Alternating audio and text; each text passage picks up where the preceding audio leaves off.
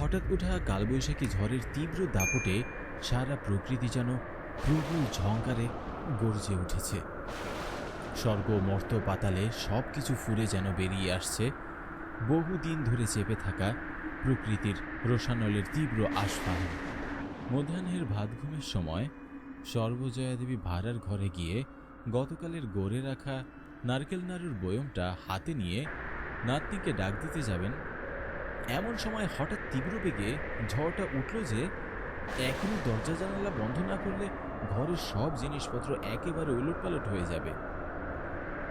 সর্বজয়া দেবী তাড়াতাড়ি করে বয়মটা আগের জায়গায় রেখে সবার আগে দোলনা থেকে দৌড় দিলেন 3 তলার দিকে। কারণ ঝড় বৃষ্টি হলে সবচেয়ে বেশি ক্ষতিগ্রস্ত হয় এখানকার উপরের ঘরগুলো। তিনি তাড়াহুড়ো করে 3 তলায় পৌঁছেই ঝটপট করে সমস্ত ঘরের দরজা জানালা বন্ধ করতে লাগলেন। বাড়ির চাকরগুলো সারাদিনের কাজ ছেড়ে এখন একেবারে নাকে তেল দিয়ে দিবা নিদ্রা দিচ্ছে। এখন এদেরকে ডাকাডাকি করতে গিয়ে যে সময় নষ্ট হবে, তার থেকে এই বাতের ব্যথা পা নিয়ে নিজে গিয়ে ঝটপট করে জানালাগুলো বন্ধ করে নেওয়া বুদ্ধিমানের কাজ।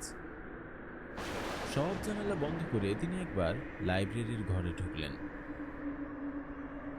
লাইব্রেরির চারপাশে এখন বড় বড় গাছ উঠে গিয়েছে বলে লাইব্রেরির ভেতরটা বেশ অন্ধকার। এইখানে বসে বই পড়তে গেলে আজকাল দিনের বেলায়ও আলো জ্বালাবার দরকার হয়।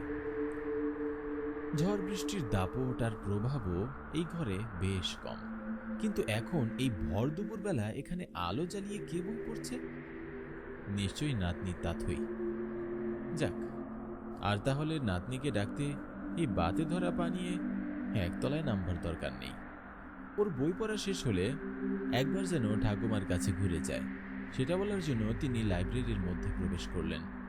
দেখলেন তাথই টেবিলের মধ্যে একেবারে ঝুঁকে পড়ে কি একটা জিনিস খুব মনোযোগ সহকারে নিরীক্ষণ করে চলেছে। সর্বজয়া দেবী ধীর পায়ে এসে নাতনির মাথায় হাত রাখলেন, সাথে সাথে মুখ ঘুরিয়ে বলল, এইটা কি ঠাকুমা? দাদুর বইয়ের আলমারির লকারের ভিতরে এত যত্ন করে রাখা? কথাটা বলে তাথই মাথাটা যেই সরালো, সাথে সাথে নাতনির হাতের তালুতে ওই জিনিসটি দেখে বুকের ভেতরটা একেবারে ছ্যাদ করে উঠল সর্বজয়া দেবীর। তুমি এটা কি করে হাতে পেলে দিদি ভাই?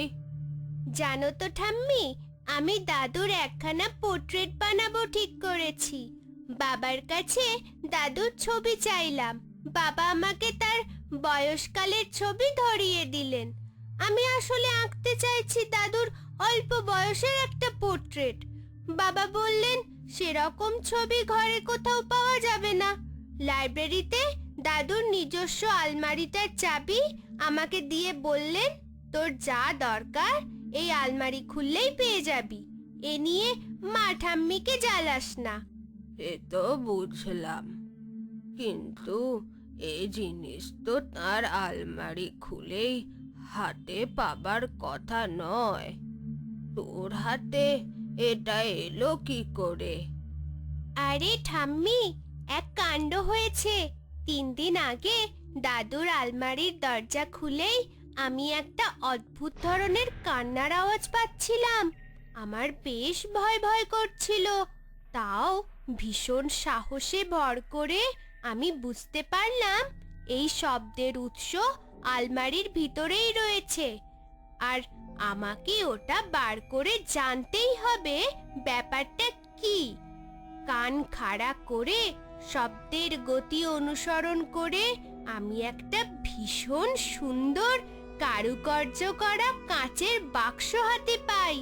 ওই বাক্সটার কোনো মুখ বা ঢাকনা খোলার ব্যবস্থা ছিল না জানো, অথচ ওর ভিতরেই এই জিনিসটা ছিল, আর সেটা পরিষ্কার দেখা যাচ্ছিল।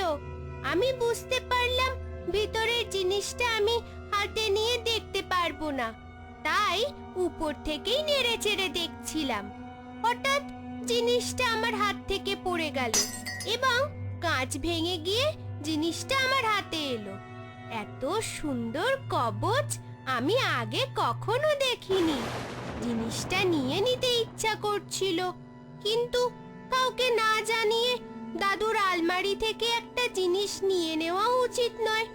তাই সব কাঁচ পরিষ্কার করে ফেলে দিয়ে কবচটা আলমারিতেই রেখে দিয়েছি। মাঝে মধ্যে দেখতে আসি, দেখো কি সুন্দর। সর্বজয়া দেবী সাংঘাতিক আতঙ্কিত হয়ে 2 হাত দিয়ে মাথা চেপে ধরলেন। তার বিস্ফোরিত 2 চোখ দিয়ে নির্গত হতে থাকলো কোনো এক অজানা বিপদের অশনি সংকেতের দারুণ তীব্র ভীতি। কি হয়েছে ঠাম্মি? কবচটা দেখে তুমি অমন করছো কেন? একটু জল দে দিদি ভাই। তাথই লাইব্রেরির দরজার পাশে রাখা পিতলের কলসি থেকে গ্লাসে জল ঢেলে এনে দিল ঠাম্মিকে। জল খেয়ে একটু দম নিয়ে সর্বজয়া দেবী আকুল কণ্ঠে বলে উঠলেন, ওই কবচটা কেন হাতে নিলি দিদি ভাই? এক্ষুনি ওটা আলমারির ভিতরে পুরে আলমারি বন্ধ করে তালা দিয়ে দে। ঠিক আছে ঠাম্মি, আমি এটা যেমন ছিল তেমন করেই রেখে আলমারিতে তালা বন্ধ করে দিচ্ছি। তুমি শুধু একটু শান্ত হও। এরপর তাথই কবচটা আলমারির ভিতরে ঠিক যেইখানে রাখা ছিল সেইখানে রেখে আলমারি তালাবদ্ধ করে দিয়ে সে ঠাম্মির কাছে এসে বসল। কবচ আলমারি বন্দী হয়েছে দেখে একটু হয়তো শান্ত হলেন সর্বজয়া দেবী। তাথই ধীর পায়ে এসে বসল ঠাম্মির কাছে।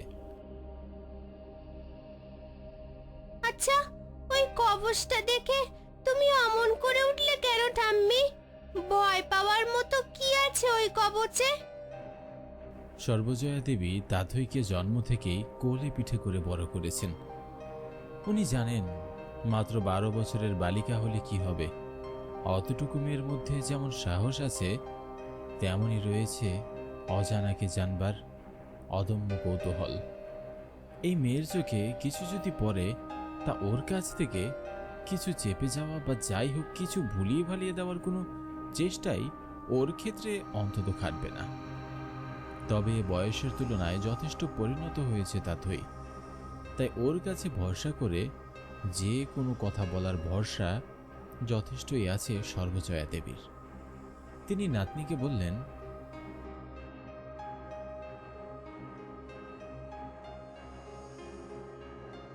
বেশ, আমি তোমাকে বলবো এই কবচটার ইতিহাস, তবে এখন নয়। কাল দুপুরে সবাই যখন ঘুমিয়ে পড়বে তখন এসো আমার ঘরে, তখন বলবো। তবে খবরদার দিদি ভাই, ওই কবচটার ধারে পাশে তুমি আর যাবে না। আমাকে কথা দাও। কোথা থেকে কি যে হয়ে গেল ঠাকুর, তুমি দেখো কোনো অনর্থ যেন না হয়। বাতের ব্যথাটা আবার বেড়েছে।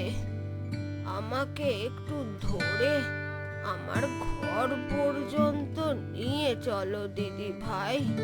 তাথই লাইব্রেরির আলোটা নিভিয়ে দিয়ে জানালা বন্ধ করে ঠাম্মিকে হাতে ধরে নিয়ে দরজার বাইরে পর্যন্ত এলো। তারপর ঠাম্মিকে ধরে ধরে সে 3 তলা থেকে নামতে লাগলো ধীরে ধীরে। 3 তলায় থাকে না কেউ, থাকলে লক্ষ্য করত পুরো আধার নিমজ্জিত 3 তলার জনমানব শূন্য লাইব্রেরির ঘরের দরজার তলা দিয়ে আত্মপ্রকাশ করেছে একটি লাল কম্পমান আলোক তরঙ্গ। পরদিন দুপুর হতে না হতেই আর যেন তর্স হইল না তাথইয়ের। গরমের ছুটির এই নির্জন দুপুরটা আর যার লাইব্রেরি নয়, তাকে টেনে হিঁচড়ে নিয়ে এসে বসালো ঠাম্মির ঘরে। আর সর্বজয়া দেবীও এক কথার মানুষ, নাতনিকে দেওয়া কথা তিনি রাখবেন না তাও তো হয় না। নাড়ুর বয়ম পাশে নিয়ে নাতনিরই আসবার অপেক্ষায় 2 হাতে খবরের কাগজের পাতা মেলে চোখ বোলাচ্ছেন।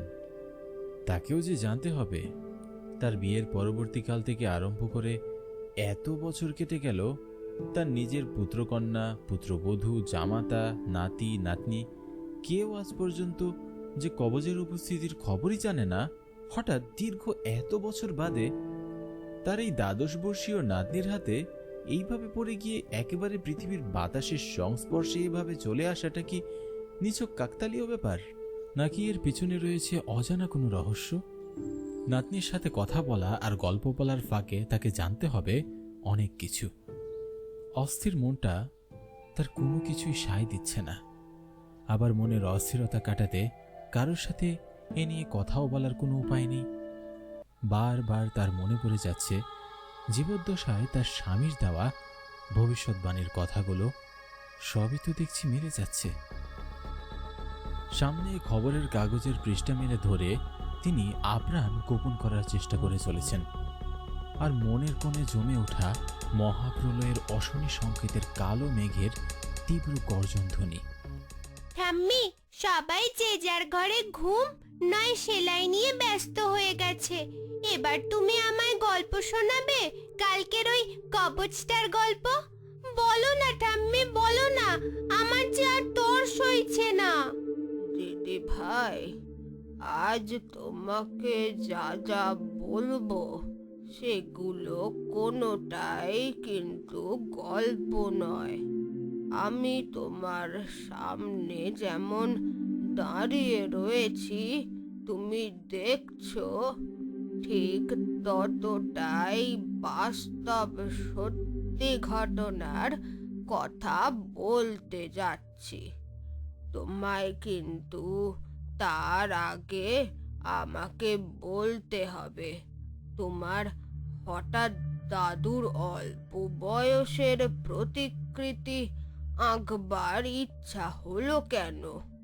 আঁকা ঝোঁকার প্রতি আগ্রহ কবে থেকে তোমার এসেছে দিদি ভাই?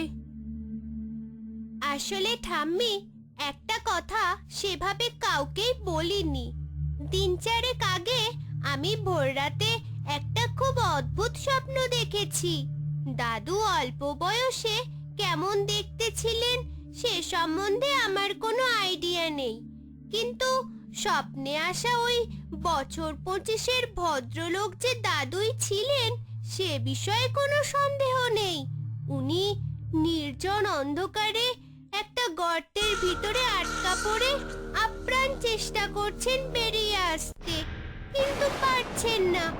আমি তাকে এভাবে আটকা পড়া অবস্থায় দেখতে পেয়ে দুহাত দিয়ে তাকে উপরে টেনে তোলার চেষ্টা করছি, কিন্তু কিছুতেই পেরে উঠছি না। দাদু তখন আমাকে কাতর স্বরে বলছেন, দিদি ভাই, তুমি আমাকে এই গর্ত থেকে যদি বের করতে চাও তো হাতে তুলি নাও, তুলির মাধ্যমে আমার প্রতিকৃতি আঁকো। আমি একমাত্র সেখান থেকেই বের হয়ে আসতে পারবো। মুক্তি দাও দিদি ভাই, আমাকে মুক্তি দাও।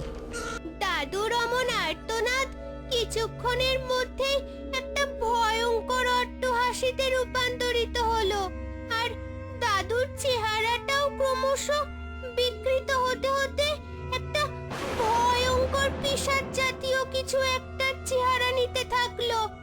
এরপর হঠাৎই আমার ঘুমটা ভেঙে গেল। আমি বুঝতে পারছি যে এরকম একটা স্বপ্নের কোনো মাথা মুন্ডুই নেই। তাও তারপর থেকে আমার দাদুর অল্প বয়সের একটা প্রতিকৃতি আঁকবার ইচ্ছাটা চাগার দিয়ে উঠল। ধীর স্বস্তির দৃষ্টি নিয়ে সর্বজয়া দেবী একটু আনমনা হয়ে গেলেন, যেন পুরনো কোনো স্মৃতির আতলে নিমগ্ন চিত্তে অবগাহন করেছেন। মৃদু স্বরে তিনি বলা শুরু করলেন, সে অনেক বছর আগেকার কথা, মোটামুটি 45 কি 46 বছর মতো হবে। আমি তখন অষ্টাদশী যুবতী, সদ্য বিয়ে হয়েছে আমার। তোমার দাদু তখন বছর 25-এর তরতাজা যুবক। ইতিহাসের প্রতি তার ছিল এক অমোঘ আগ্রহ আর টান। তিনি ইতিহাস নিয়ে ডক্টরেট করে তখন কলেজে অধ্যাপনা করতেন। খুবই হাসি খুশি ছিলেন তিনি, আর তার ছিল যে কোনো আড্ডা জমিয়ে মাতিয়ে রাখবার মতো তীক্ষ্ণ বুদ্ধিদীপ্ত রসবোধ। তখন এ বাড়ির বৈঠকখানাতে ওনার বিভিন্ন কৃতি ও গুণী বন্ধু বান্ধবদের আনাগোনা লেগেই থাকতো। বিভিন্ন যুক্তি তর্ক জ্ঞান বিজ্ঞান নিয়ে শুরু হয়ে যেত জমজমাট আলোচনা আর আড্ডা। নতুন বউ হয়ে এ বাড়িতে আসার পরে শ্বশুর বাড়ির প্রত্যেকের দেখভাল করা ছাড়াও ওনার ওই অতিথি বন্ধুদের চা জল খাবার পরিবেশন করার সমস্ত ভার ছিল আমার ওপর। নতুন বউ আমি, সব সময় একটা সংকোচ আর জড়সড় লজ্জাতে সব সময় সিঁটিয়ে থাকতাম। তো বিয়ের পর মোটামুটি 1.5 থেকে 2 মাস পরেরকার কথা, এমনই এক বৈঠকি আড্ডায় গমগমে সন্ধ্যায় সকলের আবদার মতো গরম গরম কফি আর মাংসের কাটলেট ভেজে প্লেটে সাজিয়ে নিয়ে পরিবেশন করতে গেলাম যখন, তখন সেখানে এক ভ্রমণ নিয়ে বিভিন্ন রসাত্মক আলাপ আলোচনা চলছিল।